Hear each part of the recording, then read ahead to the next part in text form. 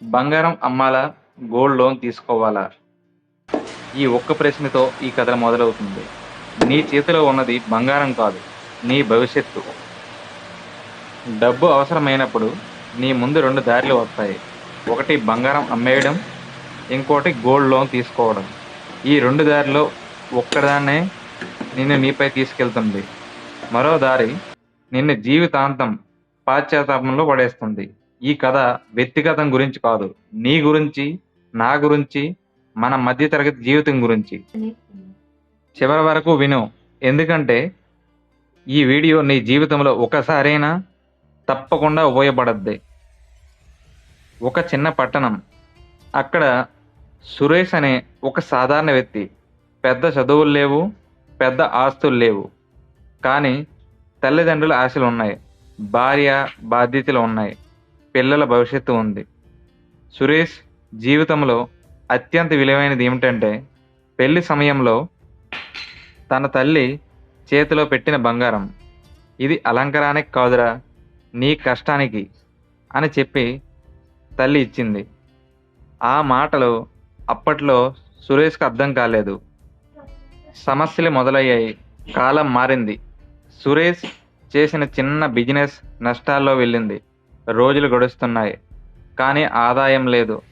ఇంటి అద్దె, పిల్లల స్కూల్ ఫీజులు, ఇంట్లో మందులు. ఒకరోజు పిల్లోడు అడిగాడు, నాన్న ఫీజు కట్టవా అని. ఆ ప్రశ్న సురేష్ గుండెని చీల్చింది. ఆ రాత్రి సురేష్ నిద్రపోలేదు.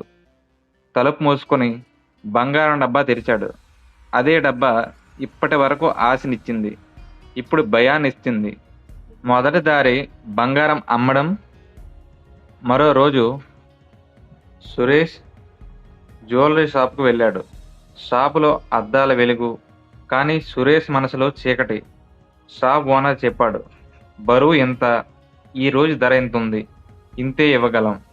ఒక్కసారిగా సురేష్కి అర్థమైంది, బంగారం ధర కాదు, జీవితం విలువ మాట్లాడుతున్నారు. అమ్మితే డబ్బు వస్తుంది, అప్పులు తీరుతాయి, ఒత్తిడి తగ్గుతుంది, కానీ బంగారం తిరిగి రాదు.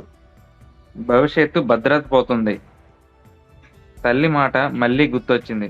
అమ్మడానికి కాదురా. సురేష్ చేతులు వణికాయి. రెండో దారి గోల్డ్ లోన్. మరో రోజు బ్యాంకుకి వెళ్ళాడు. బ్యాంక్ ఆఫీసర్ సూటిగా ఇలా చెప్పాడు, బంగారం మీద మేము తాకట్టు మాత్రమే పెడతాం. లోన్ కడితే బంగారం తిరిగి వస్తుంది, కానీ షరతులు కూడా చెప్పాడు. వడ్డీ ఉంటుంది, టైంలో కట్టాలి, ఆలస్యమైతే వేలం వేస్తాం. సురేష్ లోపల పోరాటం మొదలైంది. అమ్మితే శాశ్వతంగా పోతుంది, లోన్ తీసుకుంటే బాధ్యత పెరుగుతుంది. అప్పుడు సురేష్ తనను తానే ప్రశ్నించుకున్నాడు. ఆత్మ పరిశీలన. ఈ సమస్య శాశ్వతమా లేదా తాత్కాలికమా? నేను ఈ డబ్బు తిరిగి చెల్లించగలనా నేనా?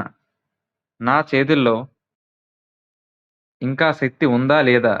ఇక్కడే ఈ కథ యొక్క అసలు పాయింట్. బంగారం కాదు, నీ ఆలోచన నిన్ను రక్షిస్తుంది. సురేష్ నిర్ణయం తీసుకున్నాడు. సురేష్ గోల్డ్ లోన్ తీసుకున్నాడు. ఆ డబ్బుతో అప్పులు క్లియర్ చేశాడు. బిజినెస్ మళ్ళీ స్టార్ట్ చేశాడు. ఖర్చులు కంట్రోల్ చేశాడు. ప్రతి నెల లోన్ కట్టాడు. కష్టంగా, చాలా కష్టంగా.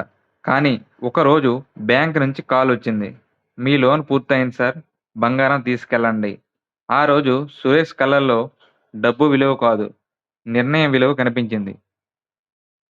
ఈ కథ నుంచి ఒక్క నిజం తెలుసుకోండి. సమస్య తాత్కాలమైతే గోల్డ్ లోన్, సమస్య శాశ్వతమైతే బంగారం అమ్మడం. కానీ గుర్తుంచుకో, తొందరపడి తీసుకున్న నిర్ణయం జీవితాన్ని నమ్మేస్తుంది. ఆలోచించి తీసుకున్న నిర్ణయం భవిష్యత్తు కాపాడుతుంది. డబ్బు సమస్య కాదు, తప్పు నిర్ణయమే అసలు సమస్య. ఈ కథ నీ జీవితంలో ఒకరికైనా ఉపయోగపడితే లైక్ చేయి, షేర్ చేయి, సబ్స్క్రైబ్ చేయి. ఎందుకంటే ఈ కథ ఒక జీవిత పాఠం.